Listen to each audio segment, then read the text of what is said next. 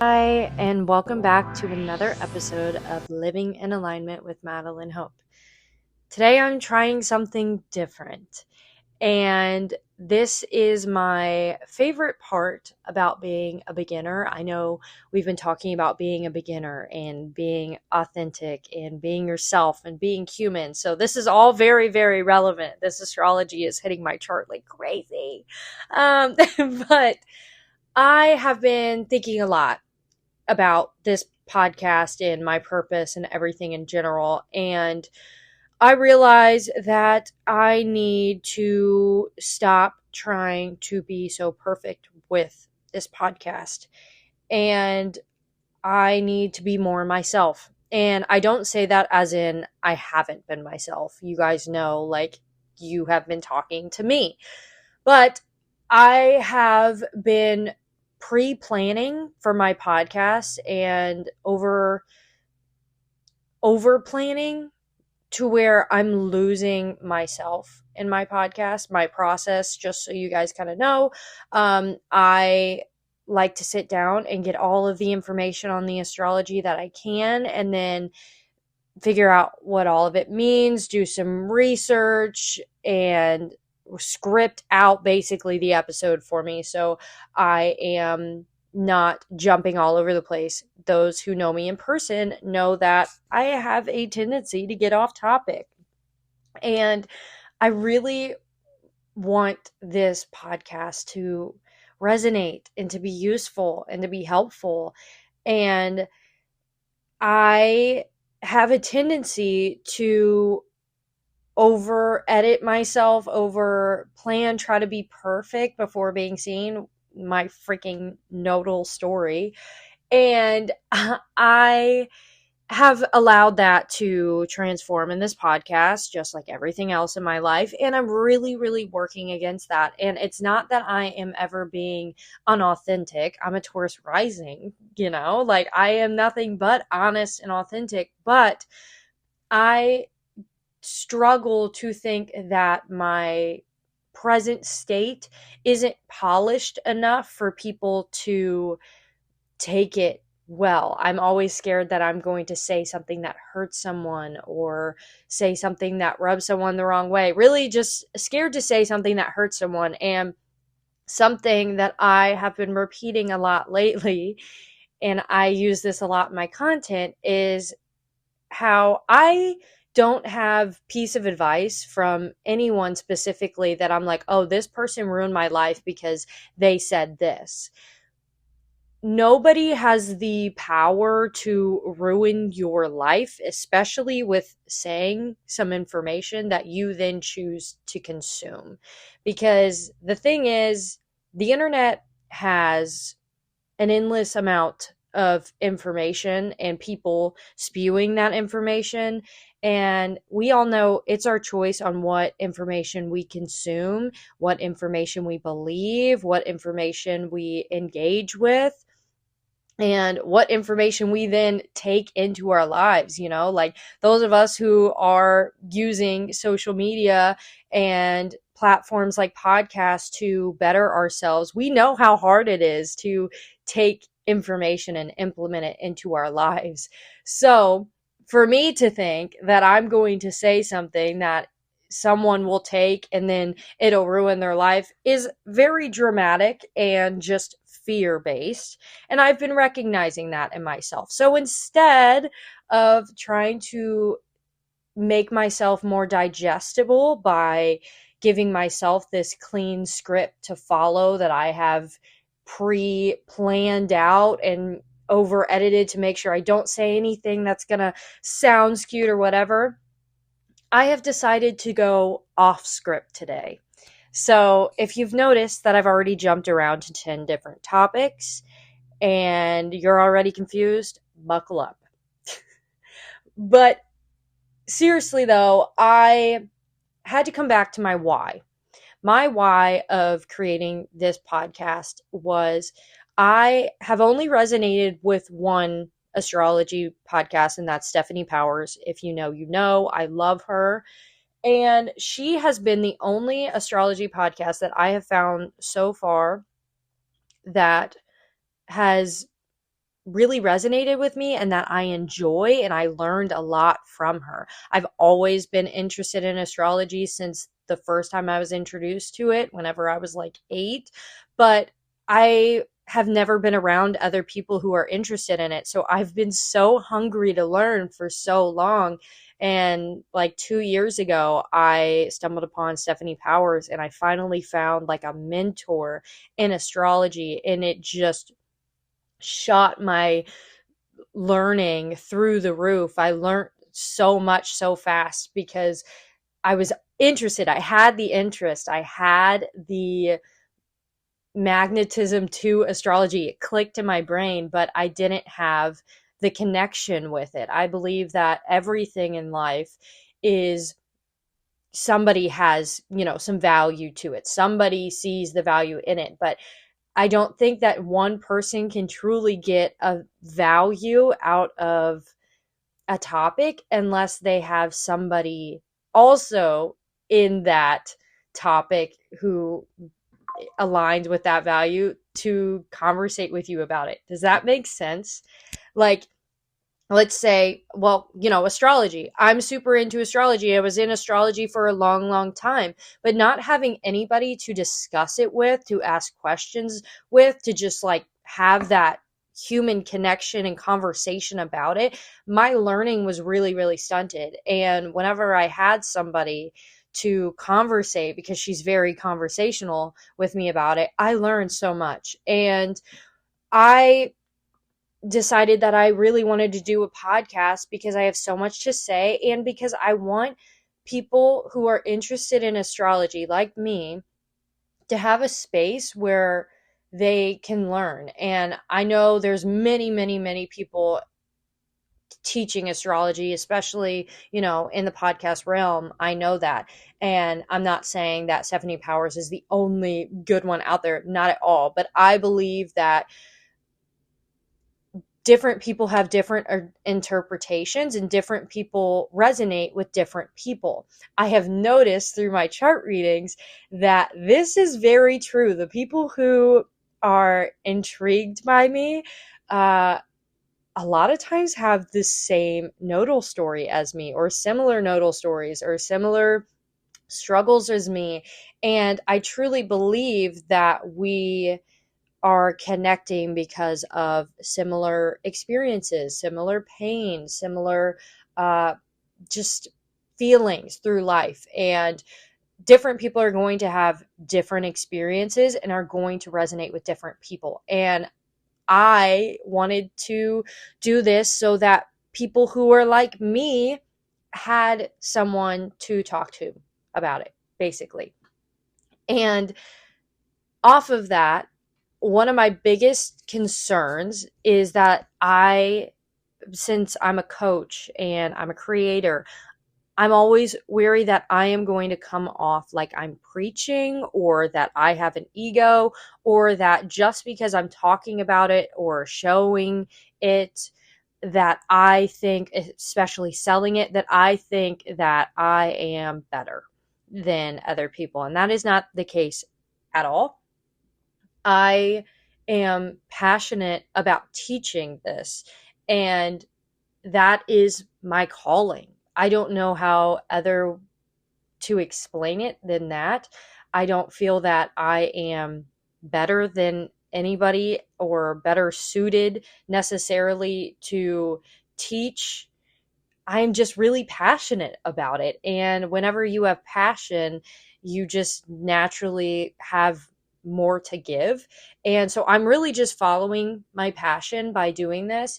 And in that regard, to do the to be the most full rounded person fulfilling my potential, I need to be myself. I don't need to follow a rule book, and I definitely don't need to overscript myself. Now, of course, there's a balance in that, and that is what I'm learning. And that is the beautiful part of being a beginner, is that I don't have, my income riding on this podcast. I am so thankful for all of my loyal listeners, but this podcast has not blown up and I don't rely on it for my livelihood. So now is the time to experiment. That's the best thing about being a beginner is, one, not that many people are watching as whenever you're an expert.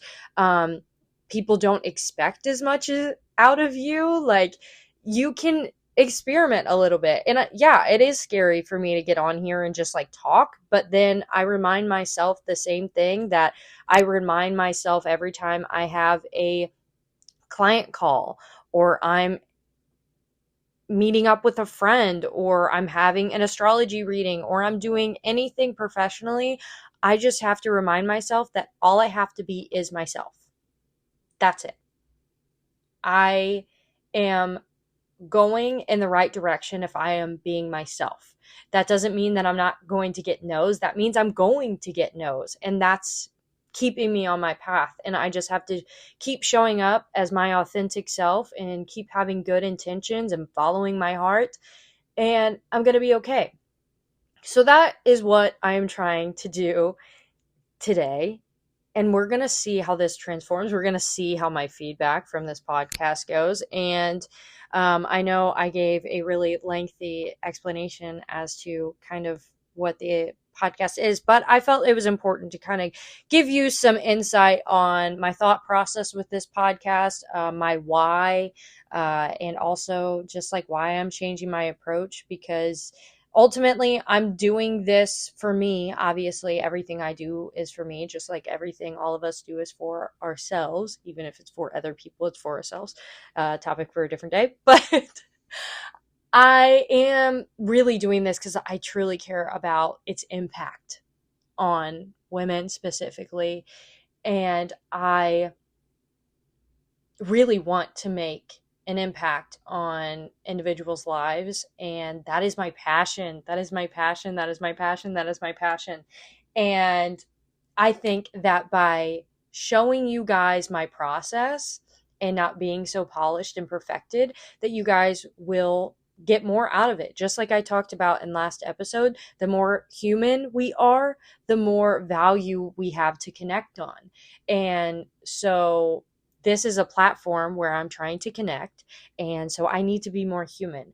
So I am going to go through the astrology of the week, but I do not have the thoughts perfectly constructed. I don't have set interpretations of what I think things are. I have all of my references that I use to figure these things out, and we are going to figure them out together.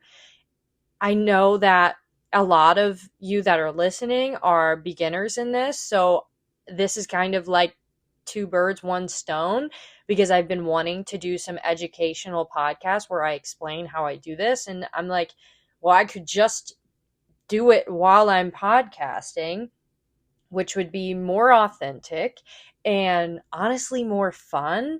And I think you guys would get more out of it. So that's what I'm trying. And we're just going to go right into it.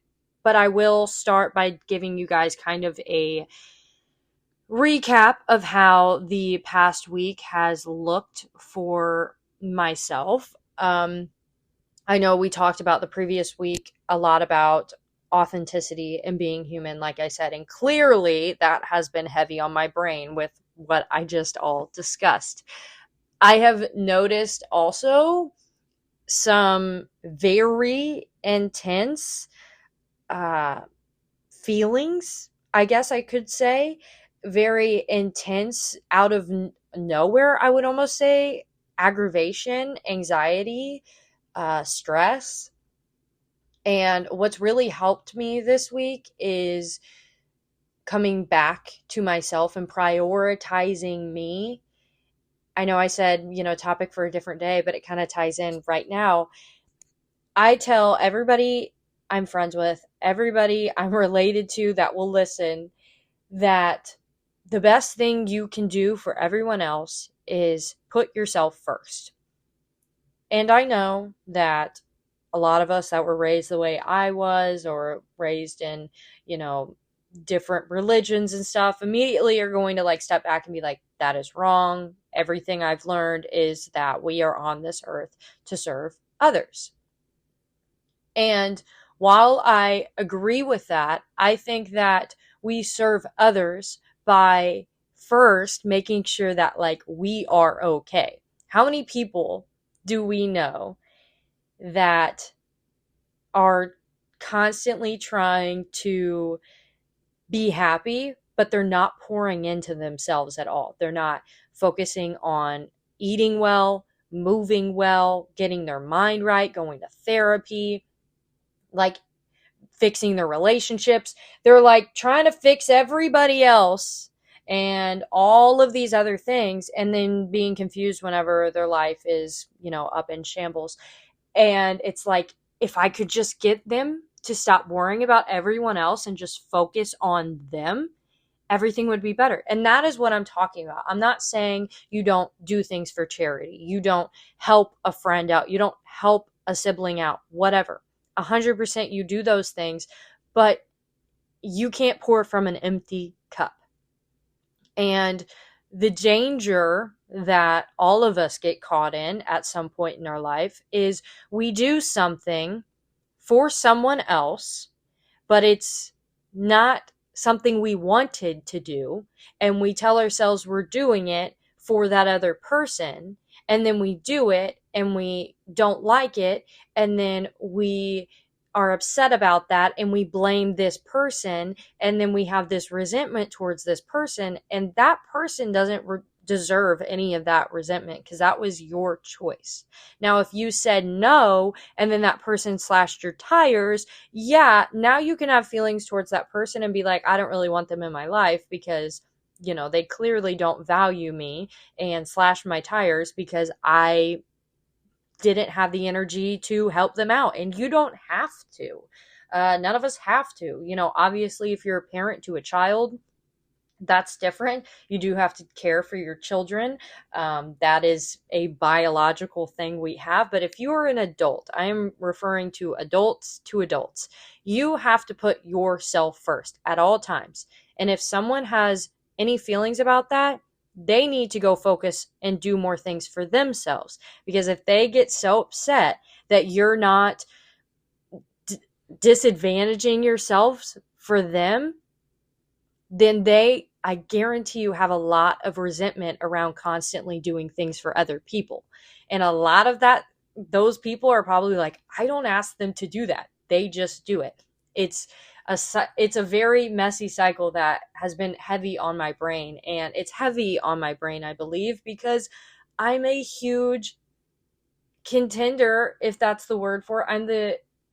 For this, like growing up, this was so much of my action, so much of my motivation, and I was constantly having not fulfilling relationships, and it was because I was constantly trying to pour from an empty cup, and that creates a lot of resentment and just toxicity in all of your relationships, because everyone's like, you need to get your stuff together, and then you're trying to overcompensate by being there for them, and they're like, I would rather you not be here for me and just get better yourself. I know some of us are like sitting on the other end of this podcast right now, like screaming yes, because you know exactly what I'm talking about. Well, circling back, I've been feeling like little bursts of like anxiety, restlessness, like pressure this past week. And what's really helped me is coming back to putting myself first. And a big way I've been doing that lately is by doing my little solo yoga after work at home. I, as most of you know, have been a big muscle mommy gym girl for years, and I've went at least 5 days strength training in the gym. Definitely not going to get into the whole story of my whys on why I've recently kind of changed my direction a little bit. That will be for a different day for sure. But I have been doing more things at home, not at my gym, and I've been doing more restorative movement and less strength training, less high intensity. And it's really helped me come back into my body. the gym, as beautiful as it is, and I don't ever plan, at least right now, to fully get rid of that out of my routine. But lately, I have been really needing to come back into myself and pour into myself. And the gym just has felt like too performance based. And I couldn't feel like I was in myself. My gym, especially when I have to go, is always packed. I'm surrounded by people. I'm having to consider everyone else, which I'm not. Again, I'm catching myself. But oh, did they just get off that piece of equipment? I need to ask them if they're done with it. Just like being a considerate person, like, yes, I could go take that, but then, people are going to have feelings about me in the gym. And I don't really want that either, because it's like, oh, here's this bitch who, comes in and steals all the equipment. I don't want that. So, I'm not fully in myself because I'm like trying to see what everyone else is doing, if they're off the machine, if they're, and lately, the last thing I've needed is to go somewhere where I need to be super aware of my surroundings and consider other people's emotions. After the long days, I just need to go home and focus on me, my body, my emotions, my thoughts, and just move. And so that's what I've been leaning into, and it has made it to where in the past, those like spikes of anxiety, that stress and whatever, I would have carried and spiraled on and thought that something was wrong with me. And by working with myself and pouring into myself and just taking care of myself, whenever I recognize like, oh, I'm, overstimulated, my nervous system is shot, like I need rest, I need quiet time, I need time alone. I've learned a lot about myself through my chart and learned to recognize the signals my body sends me to say, you need to pay attention to your well-being. I've been listening to that. And so I've been doing my solo yoga at home, and it's been helping me come into my body, and it's been allowing me to wake up the next day like a refreshed person, and I'm not holding any of the emotions from the day before. Does that make sense? So I just wanted to give that little story because that's really what my week has been like.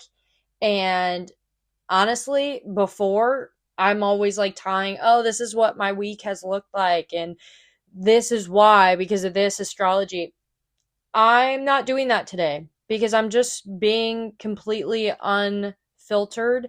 And if we want to chat about it, then like we can dive deep and figure it out when and how this happened and why. And but I know all of you guys tell me all the time, like, I want to take notes when I listen to your podcast. And as much as I love that, it says to me that experience the podcast, you can't seem to validate enough.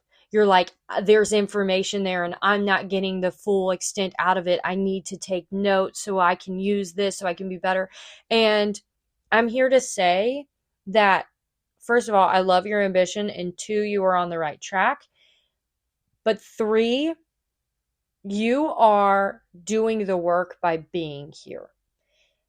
I think school and society has taught us that if we aren't writing it down, if we aren't making it physical, if we aren't studying it and imprinting it into our brain, then we're just, not going to learn anything.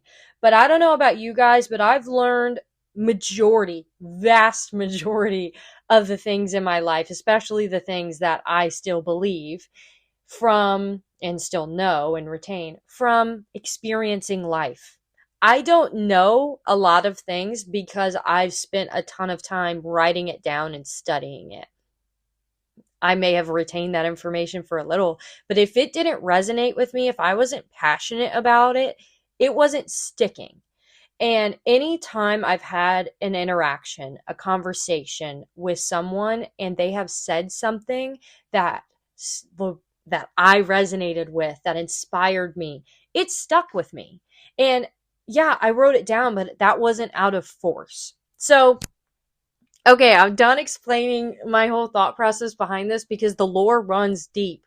But that's basically my thoughts. I'm kind of changing this space a little bit because I never want this space to be something that you guys feel like you have to be perfect for, because I am trying to be perfect for. And that's just like not something I want. And that's not something I want to promote. And that's not something I believe in. You guys know that. I think perfection does not exist. And it is incredibly defeating to even try to chase. So, yeah, we're throwing that out the window. I'm kicking it out the door. Happy freaking Leo season. We are expressing as our human selves. I've already said one cuss word in this episode. So, um, yeah, this is going to be fun. Okay.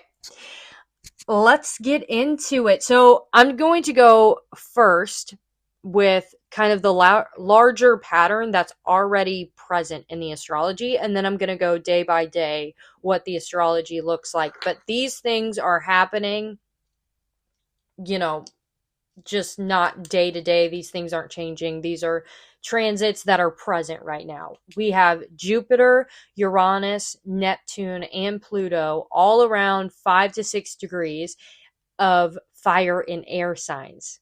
We have Jupiter in Leo, Uranus in Gemini, Neptune in Aries, and Pluto in Aquarius. This is why I believe these topics we're talking about freedom, transformation, thought, expression, confidence are all coming up. It is the fire and air. Everything I just said in the beginning of this episode are all like fire and air themes. So it makes perfect sense. Jupiter is in Leo. Jupiter is all about expansion, belief, opportunity, confidence. Jupiter expands everything it touches. Leo is expression. It's the center of attention. Leo's dramatic, happy. It's a fire sign. It is ruled by the heart and the spine, but specifically the heart. So, what does this mean? Jupiter in Leo? Jupiter is going to make Leo bigger. It's going to expand. It's going to bring opportunity. It's going to bring confidence to Leo, which is expression, heart, authenticity, loudness, big. So Jupiter and Leo come together to basically saying we are having big boosts of confidence. We are having opportunities around our passions. We're having strong beliefs around heart-led expression. Now, if you wanted to look at this in your personal chart, you would look at what house is ruled by Leo in your chart. So if you are a Leo rising, that is your first house. If you're wanting to do Placidus, you would really need to do like a chart reading to understand from there, because I don't believe in whole sign readings. They just don't resonate with me because I'm a late Taurus rising, so it shifts all my houses all wacko. So I only look at Placidus readings. So if you're a Leo rising, this is your first house. That means that your identity, you are going to have opportunities about your being more expressive with your identity. You are maybe going to have a lot of magnetism towards you. People are going to see that you look a lot more confident, or this would be a great time for you to have speeches, for you to do sales, to be facing people. The first house is facing people. That is the way people perceive you. So the way people perceive you is going to be louder. So that is also on the other side of that. You want to be a little more mindful of your actions and the way that you are speaking to people, because you're kind of on a stage right now with Jupiter in your first house. So That's Jupiter and Leo. Then we have Uranus and Gemini. Uranus is the planet of disruption, freedom, awakening, innovation. Uranus is like the Gen Z of the planets. And Gemini is a mutable air sign. Gemini is all about information. It is like the logical, smart thought astrology sign. Geminis love information, they love experience. They are a mutable air sign, meaning they don't like to sit down, they like to stay moving.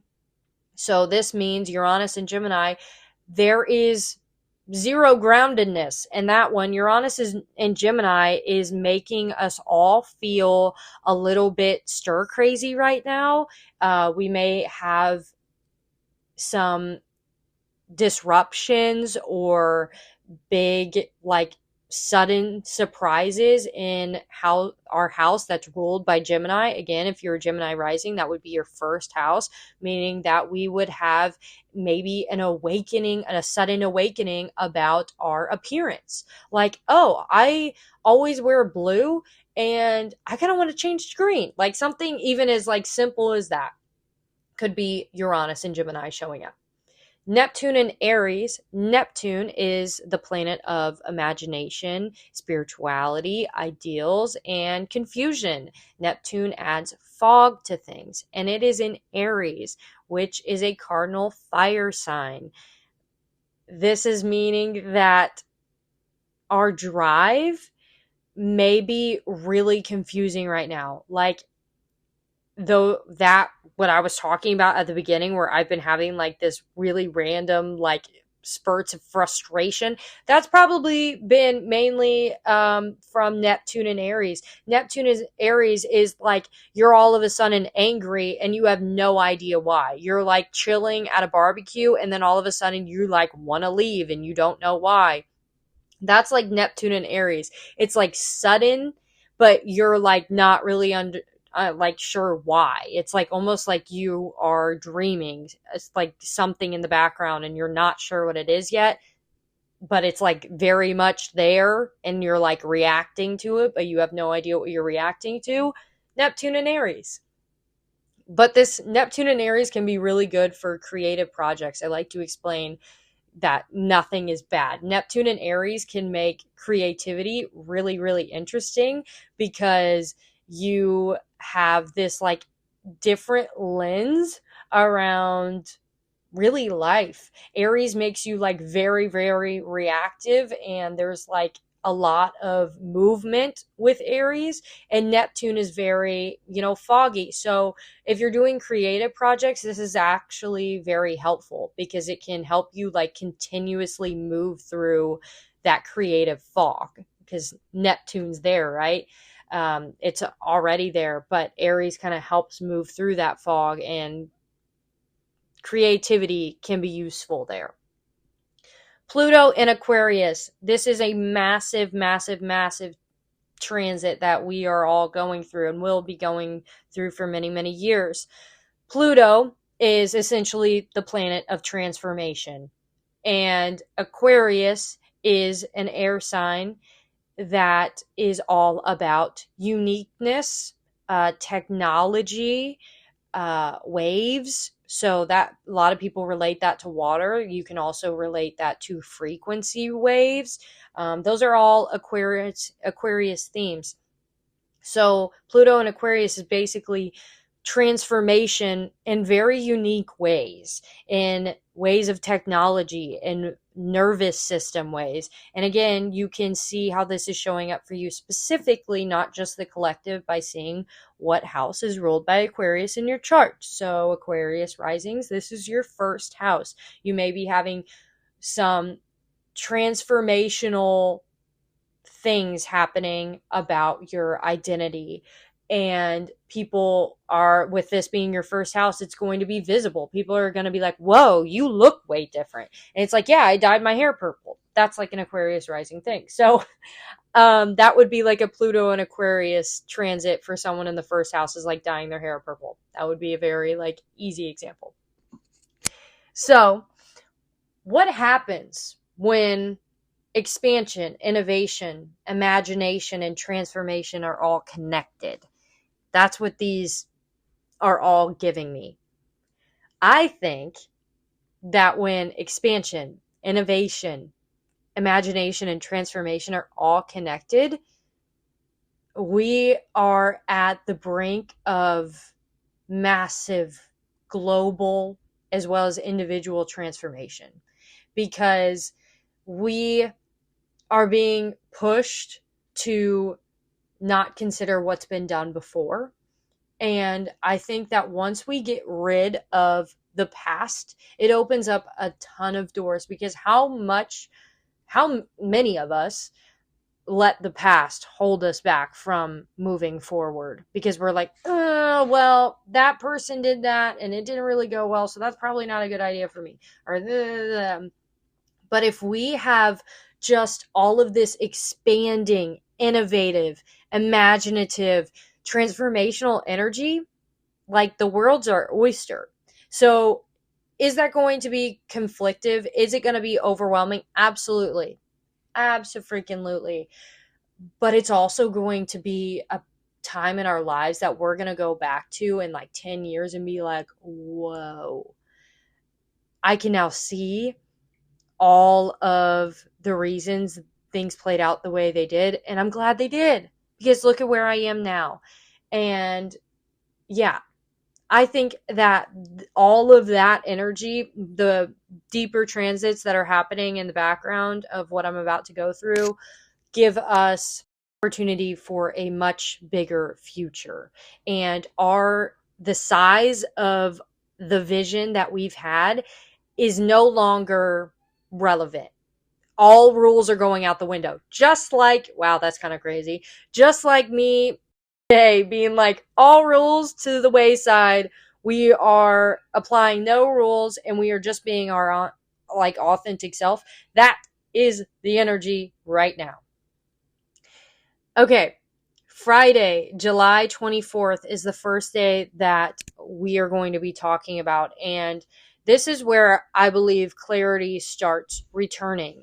Mercury just stationed direct at 16 degrees Cancer. Hallelujah, right? How many technological issues have you guys had this Mercury retrograde? Because I've lost hair over it. It's been ridiculous.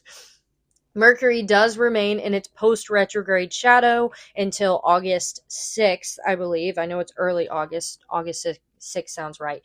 Still some Mercury retrograde things happening until then. So Mercury retrograde is direct now, but there's going to be a little bit of glitches until we're out of the post-retrograde shadow early August. Mercury in Cancer is sextiling Venus and Virgo on Friday, and the Sagittarius moon activates Neptune, Pluto, Uranus, and Jupiter. So let's look into all of this. So Mercury going direct. That means Mercury is a planet of information, communication. It going direct means we begin to move forward. As simple as that. Information begins moving forward. That's why I say Friday, clarity begins coming back online. We've all been a little bit confused and trying to figure shit out this retrograde, probably, unless you were born in a Mercury retrograde, which is common since it happens so often. If you were born during a Mercury retrograde, then Mercury retrogrades can actually be when things make sense for you. Fun fact, if you're like, I don't really have that issue, but again, you still suffer the consequences of a Mercury retrograde, like technological issues. But information, regardless, begins moving forward as the collective. Cancer is emotion, memory, home, our nervous system, safety, the past. So Mercury being in Cancer means that we have had a lot of review and communication, reviewing those Cancer themes like emotion, home, safety, nervous system, literally all the things I basically talked to at the beginning of this. I've been having tons of nostalgic feelings lately, like feeling like I'm a teenager again, because I'm like thinking and processing feelings that feel similar to whenever I was a teenager. Like I've been thinking about high school a lot lately. That is Mercury retrograde in Cancer. It's literally bringing you back into the past. That is literally like definition of Mercury retrograde in Cancer. It's communication bringing you back through the past. Venus in Virgo, that means that there is care. Venus is a planet of love and care and romance. Virgo is detail and process and information. So Venus in Virgo can mean care through thoughtfulness, usefulness, detail. A sextile is an opportunity. Now, we have to remember that an opportunity requires participation, especially with this being in Cancer, which is a cardinal sign, sextiling Virgo, which is an earth sign. This is very practical, meaning there's an opportunity here, but you have to act on it.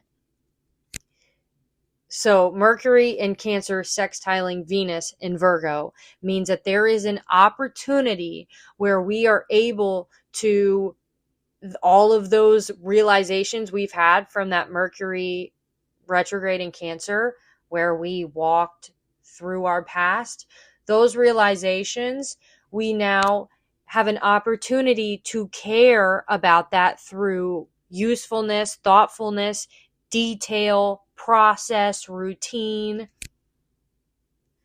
Does this make sense?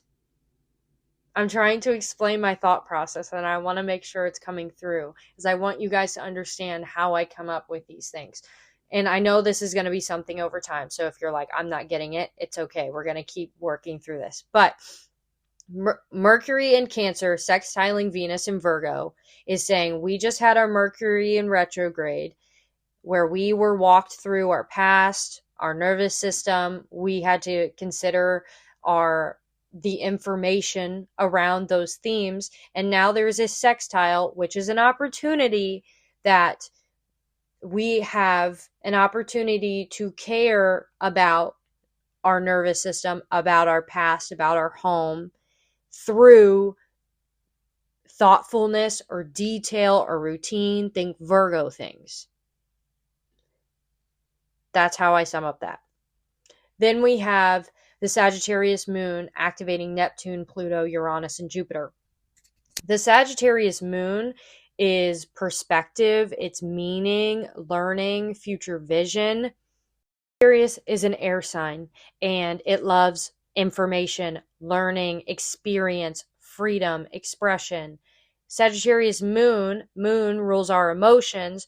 A Sagittarius moon is like we are feeling how fulfilled we are with the experiences we've had. That's basically my summed up version of what a Sagittarius moon would be, because Sagittarius wants experience through connection, community, information, knowledge, career, and moon is our emotions. So a Sagittarius moon is basically kind of asking us, like, how fulfilled are you with the experiences you've had? And you can get even deeper on that by seeing what house is ruled by Sagittarius in your chart. So Sagittarius risings, this would be like, how fulfilled are you with the experiences you've had with your appearance, with your body, with the way people perceive you? How has your experiences with that been, and how does that make you feel? That's kind of like a Sagittarius moon interpretation and how I would walk through it. Do we see it? So Friday, I would say that clarity is beginning to return, but Mercury has barely started moving. We are still in that shadow, so something may make more sense now without being completely resolved. And I still feel Friday we are very much in like the piecing things together, especially with the Sagittarius moon reassessing. Sagittarius moon are big, what would you call it? bispectors, like they like to, I can't think of the word. They like to sit back and observe. That's it, because they love information. So they love to learn by watching, by reading, by observing. So a Sagittarius moon gives us Friday the energy that we are still collecting information 100%.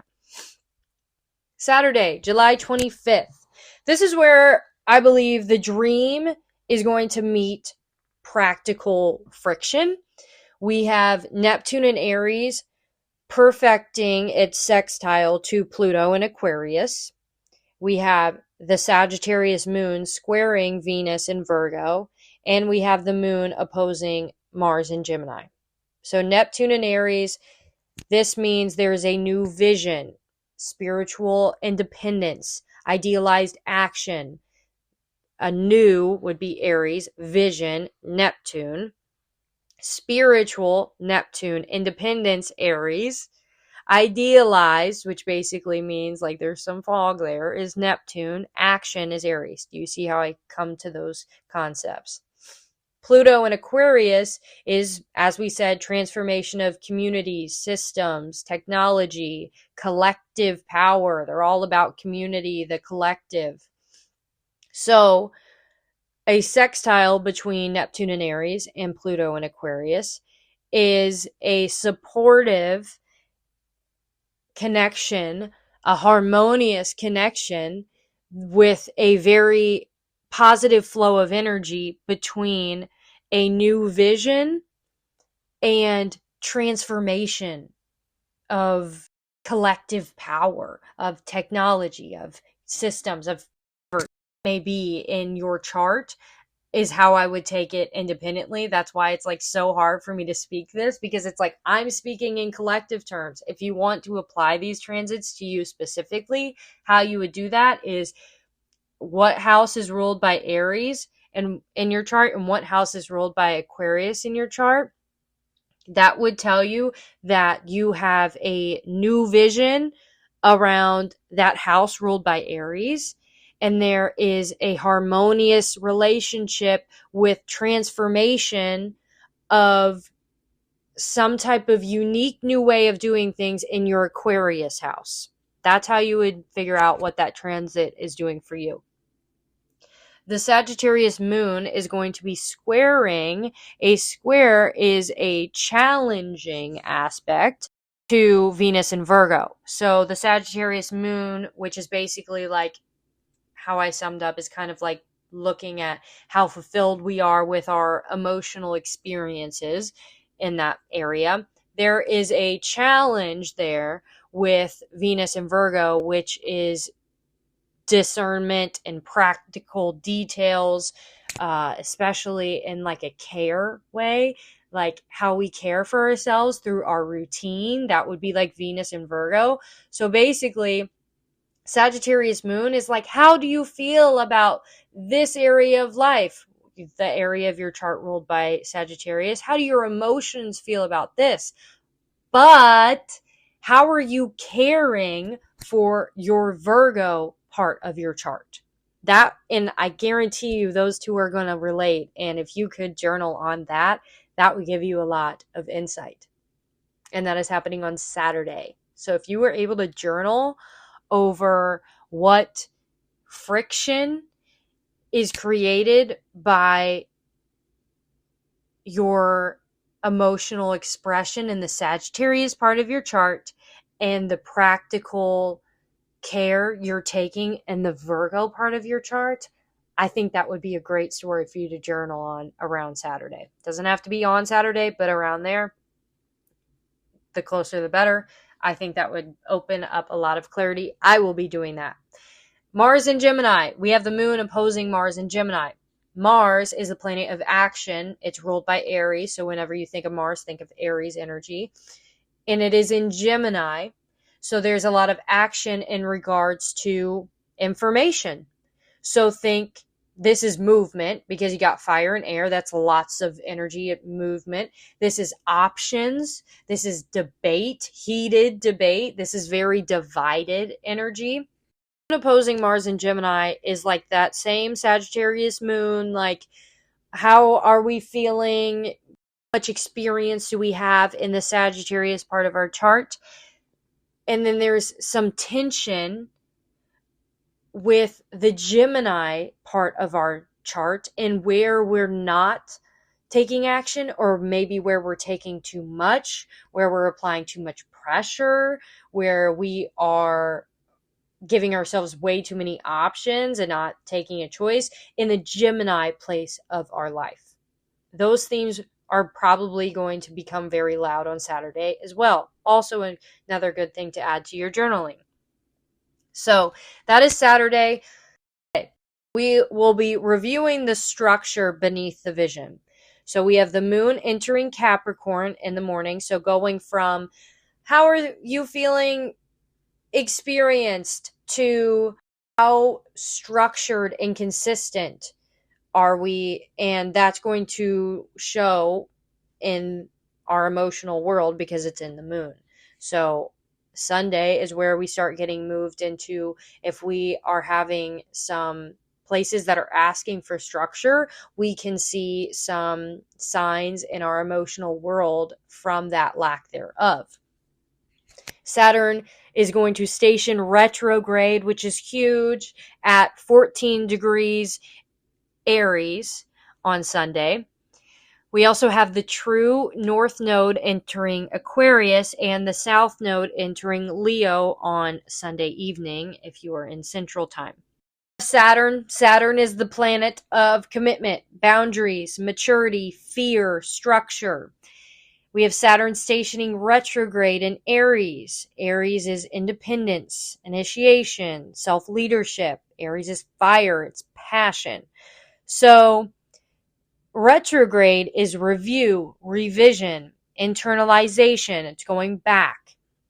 So Saturn stationing retrograde at Aries is basically saying that we are having a review of our independence around structure, of our boundaries around our dependence and our independence, our fear around self-leadership, our initiation with taking control out of our lives, setting routines for ourselves. We are basically reviewing how good we are at taking action towards the things that build in our lives. You know, Saturn basically rules the thing in our life that we have to work really hard at. Saturn is the planet that says if you work really hard, it'll pay off. That's Saturn. And Aries is all about initiation and action. And so that is like really, really loud. It's like basically like, how good are you at taking action towards the things that your purpose, your goals, your ambitions, your career, your family, whatever your values are, how good are you at taking actions towards them?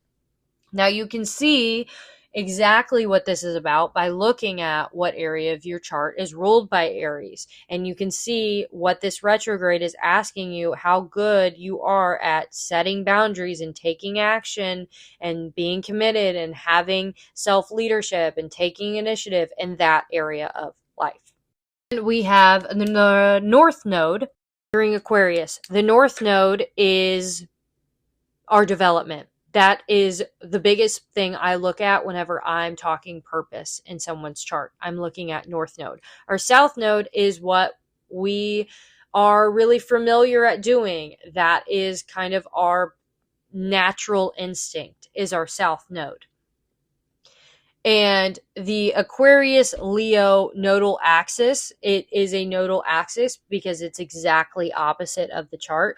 Your north and south node will always be exact opposite of each other. So my north is Leo, my south is Aquarius. The actual nodes are going to be north Aquarius, south Leo, so opposite of mine. But the nodes are always exactly opposite of each other. And the Aquarius and Leo axis is basically about collective participation, Aquarius, versus individual expression, Leo. So that is the nodal story that all of us are being brought through, and we can see what areas of our chart are being activated by looking at the Aquarius house and the Leo house in our chart. So Sunday, before asking what you need to do, into what is quietly consuming your energy. Because we have Saturn in retrograde, all about action. You need to know where you are losing motivation. And with the nodal story coming into play, we are getting a reassess of our balance between things. So I would basically pay attention to where you are pouring a lot or consuming a lot. Today is all about power, vision, and liberation. The Sun in Leo opposing Pluto in Aquarius, Sun trine Neptune in Aries, Sun sextiling Uranus in Gemini, and the Sun is activating the entire outer planet configuration. So the Sun is our identity, vitality, visibility, creative expression. Leo is also expression. It's our heart, courage, recognition. So the Sun being in Leo means that a lot of us, depending on your chart, because if you do have Leo in like the 4th house or something, that can make you a little more reserved. And so things look a little bit different there. But Sun in Leo basically makes us a little more expressive, a little more visible, a little more outside. Now, some people's charts that doesn't apply to, but as a collective reading, July is where a lot more people want to get outside. They want to communicate. They want to be seen. They want to post more because our identity feels like showing off. That's the Sun in Leo. And with this opposing the Pluto in Aquarius, which is the transformation through uniqueness and the collective, that means there is an opportunity between being expressive through our identity and transformation of collective power.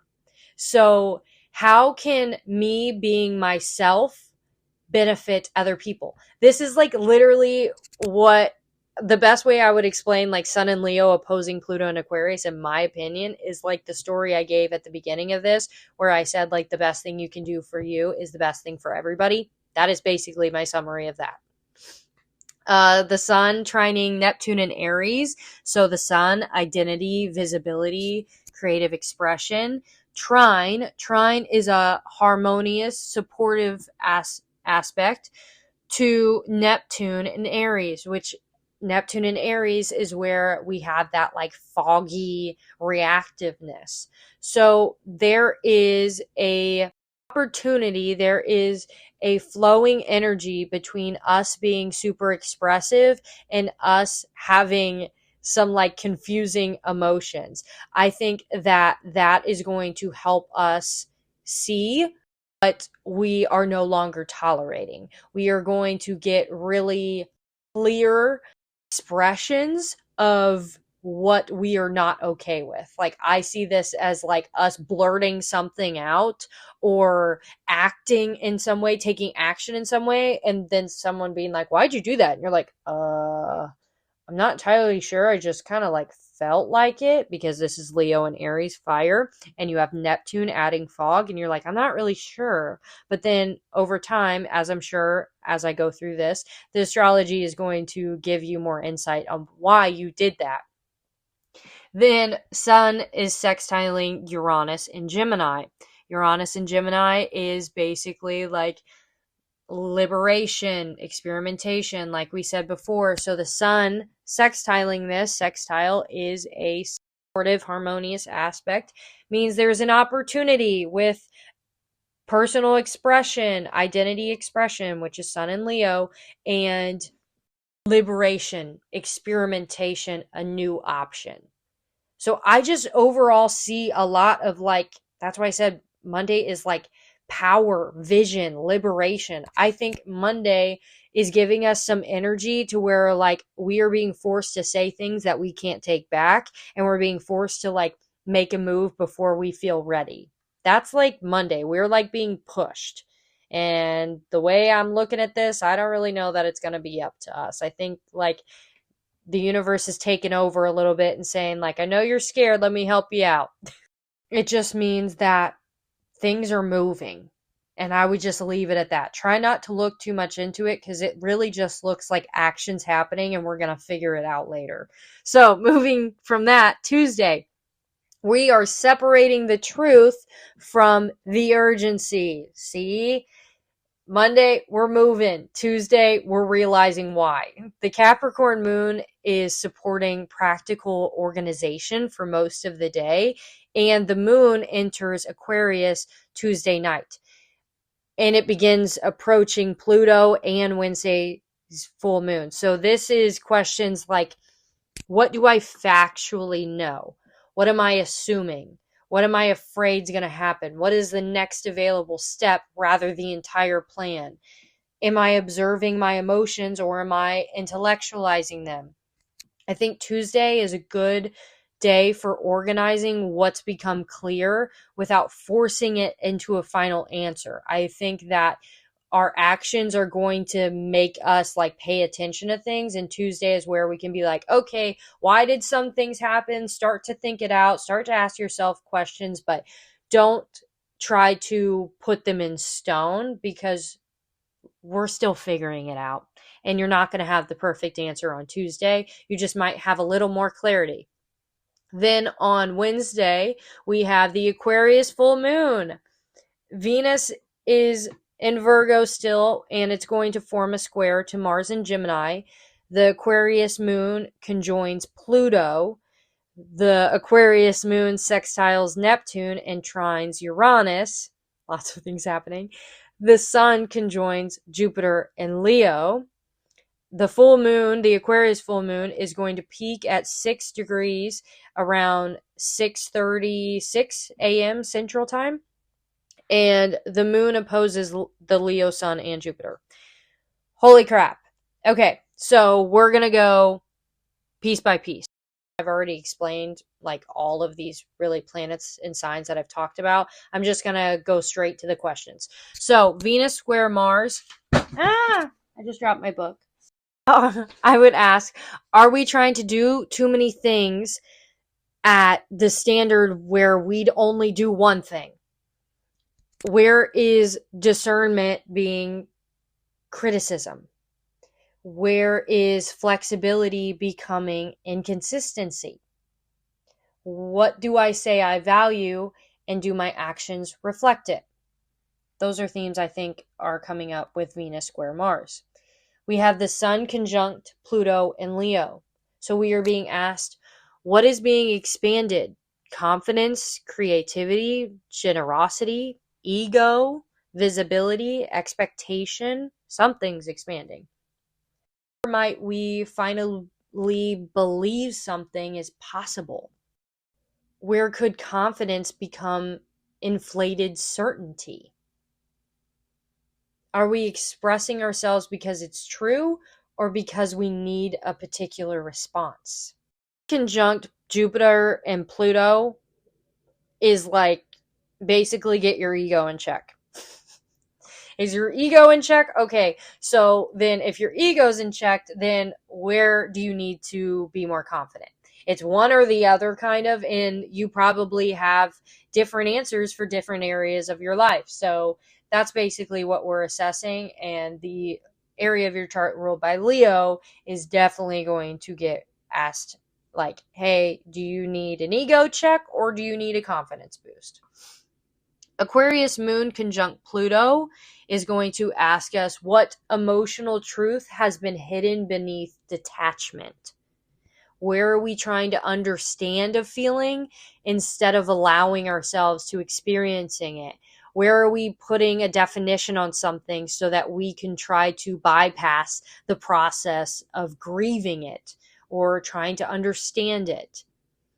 What has become too psychologically or emotionally significant to continue ignoring? Is this about gaining power or is it about controlling the outcome? The Leo and Aquarius opposition, the nodes opposition, I talked about a little bit, and that is going to be asking, does the future I imagine make room for my actual heart? Does my individual expression contribute to something beyond me? Am I hiding inside the collective because becoming personally seen feels vulnerable? Am I demanding recognition without considering how I'm participating? That is Friday. So I think we're going to have a ton of questions around ego, our expression, our ability to remain human through hard times and not put up walls. We are greatly in the era of authenticity and expression, especially with the nodes moving into Leo and Aquarius. It's like we versus me in regards to expression. Big time. Aquarius, they're known for expressing in unique ways. Leos are known for expressing in confident ways. We're learning to have balance in between them. How can we express without being super egotistical? And how can we express without over filtering ourselves and taking our heart and our emotions out of it and just making it too factual?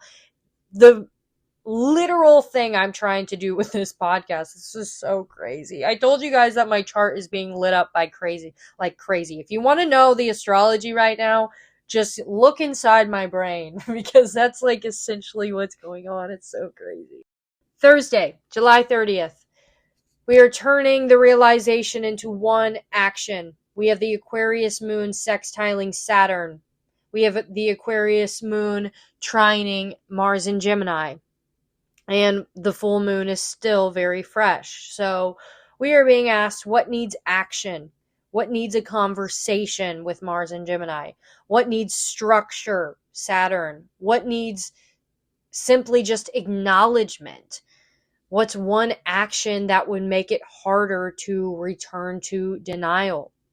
Friday, July 31st, we feel what remains true. We finally have some water coming into the week. So the moon enters Pisces that morning, and the Pisces moon squares Uranus later in that day. So the Pisces moon, this is very sensitive. It's about integration, imagination, surrender. And a Uranus square gives us stimulation, restlessness, disruption, a need for space. So I feel that we are being asked, what does my body need after this week? Because as I just said, and as you guys are probably feeling, there's a lot going on. And we're coming back on Friday to say, okay, what does my body need after this emotional roller coaster? What remains true after the emotional intensity settles? After all that fire is burned out, what is still true? After you're no longer emotionally activated, how do you feel? Am I receiving intuition or am I reacting to exhaustion? Do I need to change my entire life or do I need rest and less input? Okay, that is done. That is a week. Honestly, I've really loved working through the astrology this way because this is like actually how I, experience it. I look at the pieces, I ask questions, I notice patterns, I connect them to my real life, and I allow the meaning to develop. Now, obviously, these all come from me having years of listening and studying astrology that I have to rely on. And I also am just like super weirdly passionate and have like a strange insight on this stuff. And I don't really know where that comes from, but maybe that's from my years of just like being open to it. I'm not really sure, but this is kind of how I do it. I know I've got a lot of questions on how, and I literally just like look at the information and see what it means, and then I interpret it. And someone else is going to interpret it maybe a little bit different, but all of our charts are taking all of this differently. So I don't believe that any way is wrong. I just think that we're all resonating with it differently. So me speaking on it the way I interpret it is going to naturally attract the people that will relate to this, and that's what I'm wanting. So this was fun. And the message is that I'm taking from this week is that I don't need to know exactly how my dream becomes my life before I start treating it like it matters. I can respect my dream by giving it structure.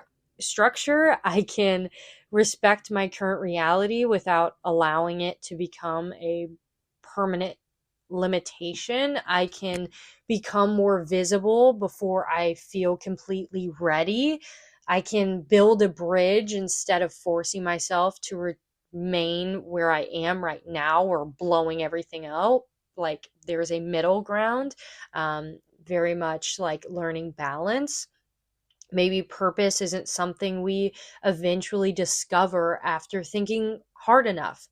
Maybe we recognize it by experiencing life and being authentic. And we are just all learning really our passions and how to stay inside of our lives and stay alive in our lives and really just constantly improve and evolve and stay within ourselves. And I think that authenticity is really the biggest theme. And that's my, like right now. And that is my interpretation. And in the spirit of being less shy about what I offer, I know I did put it in there a little bit. I do offer chart readings and astrology readbacks in addition to my coaching. And if you want to understand your natal chart or how current transits are interacting with your personal placements, you can explore that at madelinehope.com under wellness services. I have astrology offerings, and I also have my email in my show notes. If you don't have me on social media, you can always reach out to me and just ask me questions. Tell me what you're wanting, and I can let you know if that's something I offer and what that would look like. And I would love to have those conversations with you. And I would love to know your chart. I freaking love seeing all of the charts I've been blessed to read here lately.